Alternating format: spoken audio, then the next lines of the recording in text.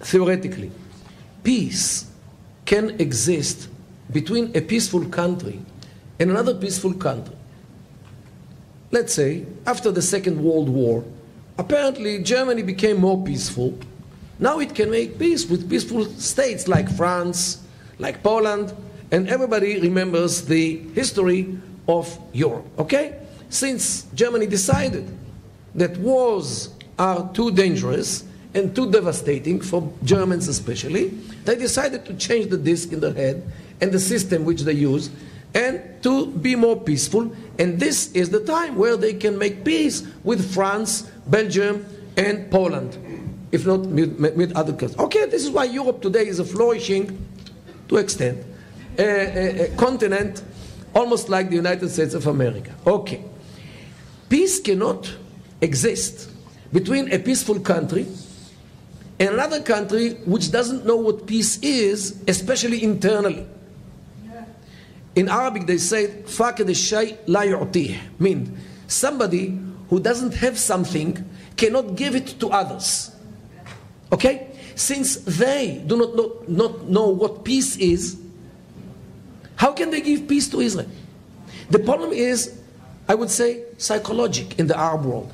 Since they fight each other non-stop, and you can see that in Iraq, in Syria. Iraq was given democracy on a silver platter by this nation, who poured the blood of 4,000 soldiers and $1 trillion.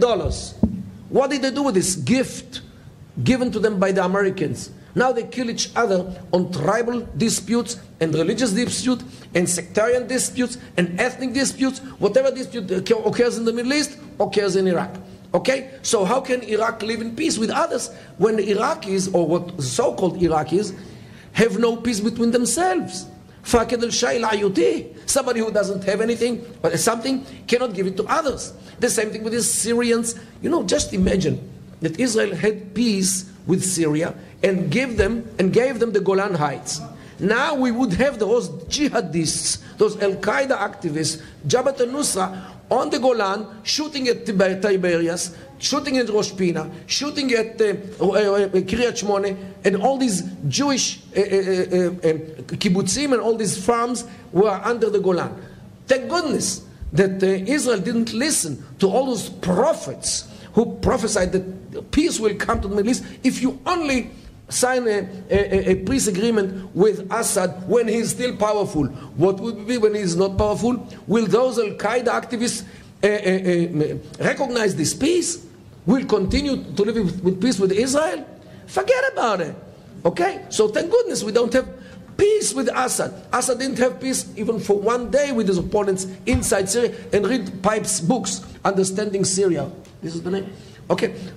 I use this book in my PhD on Syria. Okay, so definitely, that when those states or those societies, when they do not know what peace is, how can they live in peace with other countries like Israel? And this is the problem. Israel would gladly join peace in the Middle East. Okay, let's first see peace between the Arabs and themselves, and when they prove to all the others that they know what peace is, Israel will be the first to join it. But to fall into this swamp of blood and tears and fire, which the Arab world is, only an insane somebody would even try to do this.